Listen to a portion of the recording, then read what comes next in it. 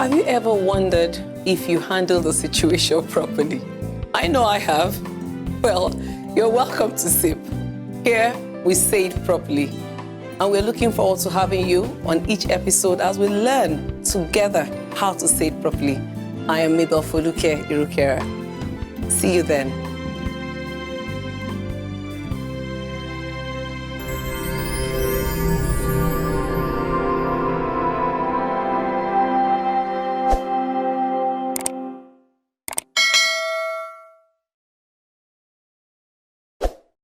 Hello, you're welcome to Say It Properly. I'm MABEL FOLUKE IRUKERA and I'm excited to be back here with you. This is second season. We're really excited about this and we hope that you have had an amazing time with us. It's going to be beautiful. Today we're going to be talking about heating. Like, what's there with heating? Well, heating is when a person brings his or her hand or with an object and touches somebody else with the intention of causing pain. We're talking about heating specifically today with regards to children and teenagers. Adults heat as well, but want to address this issue before they become adults. So that's the issue. That's why we're talking about it today on Say It Properly. I have a little story to read to you here, and I hope that you'll be able to understand and this will resonate with you. Okay, so let's go. Not again, shouted Mrs. Nola, the class teacher for year 3, as she moved quickly towards the 2 children who were now staring at her. She hit me first, Nnamdi said, as the teacher took both of them out of the class. That's not true, Ella shouted, even as she was crying. Miss Fowler found that Stella had put food in her mouth. She chewed the food and then she opened her mouth for Nnamdi to see. Nnamdi was irritated by that and he hit her. What a story. Children do things that will aggravate each other and then somebody reacts. So talking about hitting today, the first thing you want to find out is, we all know that children lash out, adults lash out as well. But why does this happen? You ask, is this normal aggression or is it something else? Normal aggression is when somebody is just reacting to something that has just happened to them. They're not able to control themselves, so they react by hitting, just like that. On the other hand, you have what you call a conduct disorder. And a conduct disorder is more serious. It's something that you might have to get a professional to work with that child or that teenager, or even an adult. And that's when someone consistently just hits people, hits the friends, hits family members. Anytime they're aggravated, they have no control. They have no means of regulating their own emotions. And so that's conduct disorder. That's a different thing entirely, and that's for a professional to deal with that child. But today we're going to be looking at the normal aggression. I ask ourselves first, why do people hit? People hit because, well, they are frustrated.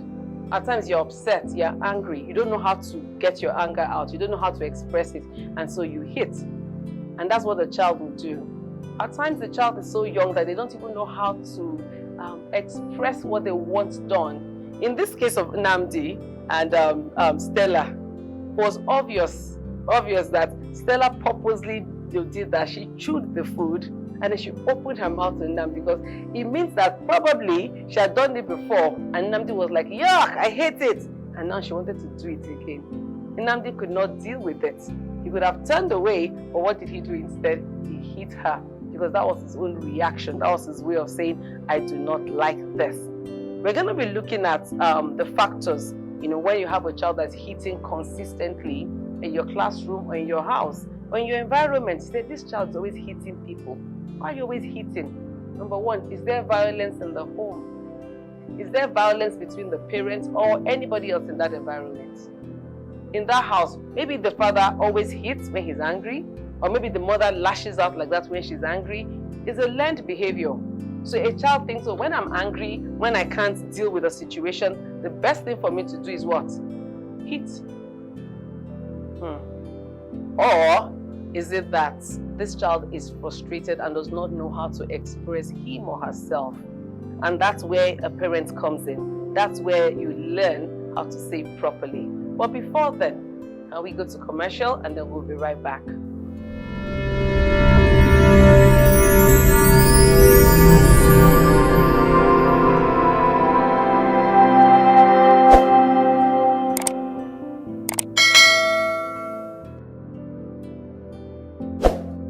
All right, we're talking about hitting today, and just to recap, we say hitting is when someone brings a hand or an object to touch somebody else's body with the intention of causing pain.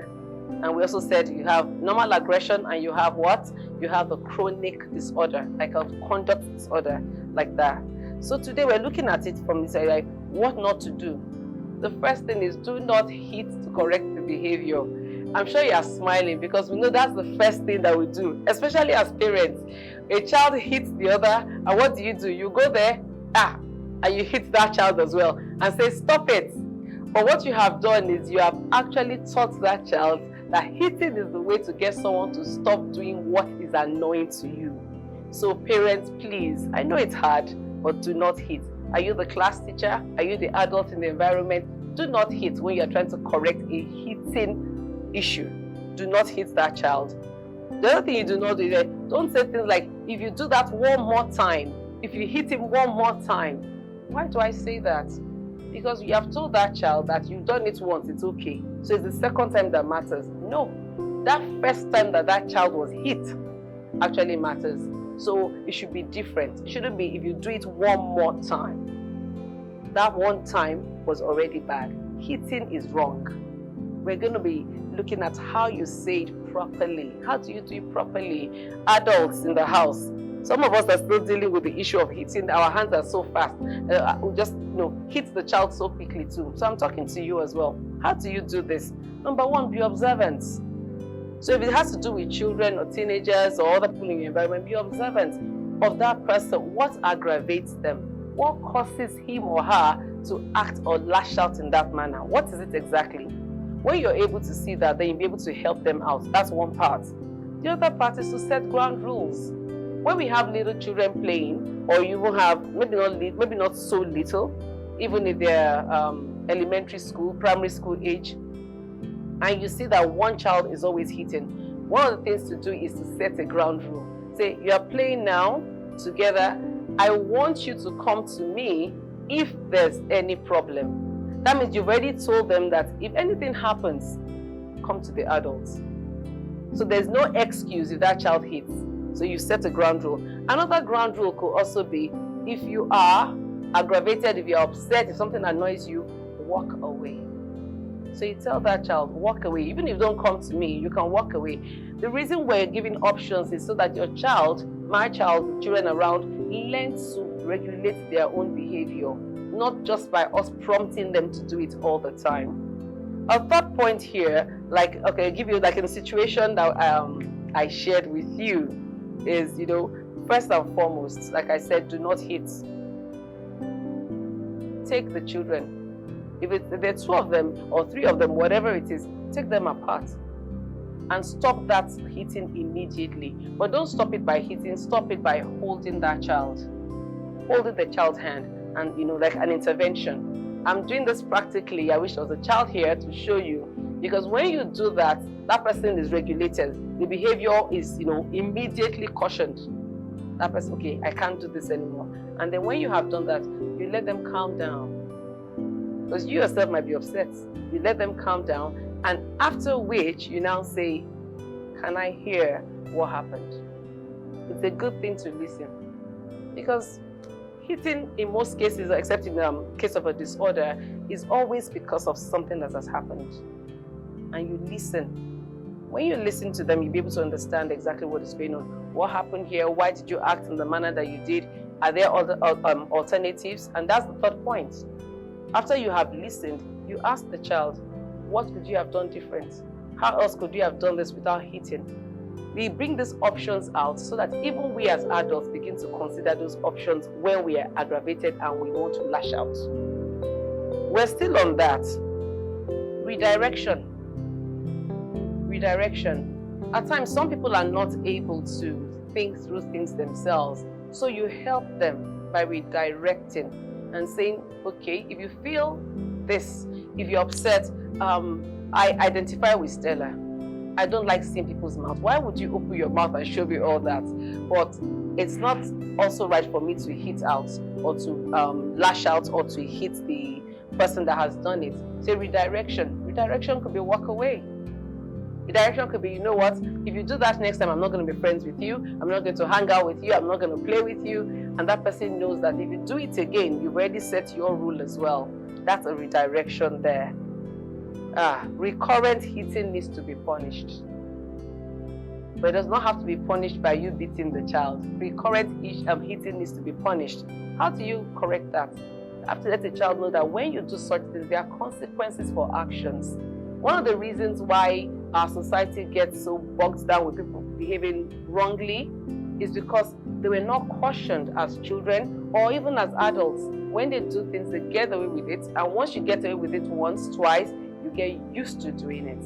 So if a child consistently hits, you need to let that child, there are consequences for this. What kind of consequences can you make? The child might be told to go to the room. You are not allowed to play for the rest of the day. Or a child has a birthday party and you know how those birthday parties are to the children. You say, well, since you did this and I have warned you several times, I have taught you how not to hit, it means you're not going to go to the birthday party. You do things that reinforce the good behavior that you want that child to have, or even a teenager. But typically, when you have a teenager that is hitting like that, that's a bigger problem because teenagers are at that age where they can regulate their behavior. So if a teenager is still hitting out and hitting on other children or his peers in that manner, that is probably a chronic, conduct disorder that needs to be addressed in a different manner. And now we're talking about lastly, 2 points on that. Empathize. Don't just say, well, it's just, why did you have to hit? It's no big deal. Just leave it. No, empathize. Like I said, I totally identify with Stella.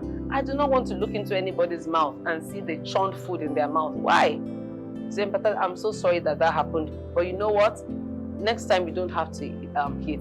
Namdi, there are other ways to deal with it. Empathize. When you empathize with people, you encourage them, which is the last point. Encourage good behavior. So the next time that you see a child that you know hits, and that child is aggravated, and the child does not do that, or you even see an adult that would usually lash out, and that person is able to control him or herself, this is your time to say, wow, that was a wonderful thing that you did. Wow, I saw how you did that. I saw how you walked away. You did not hit. That's really good. Because what you have done now is that you have encouraged the person, you've motivated them to do it properly, even as we say it properly. Thank you so much for being with us today. And like I always say, have you gone on YouTube to join us? Are you on Byronbee TV? Are you following us? Have you liked us? Are you sharing our content with your friends? Please do subscribe, and we'll see you soon. Thank you. Have you ever wondered if you handle the situation properly? I know I have. Well, you're welcome to SIP. Here, we say it properly. And we're looking forward to having you on each episode as we learn together how to say it properly. I am MABEL FOLUKE IRUKERA. See you then.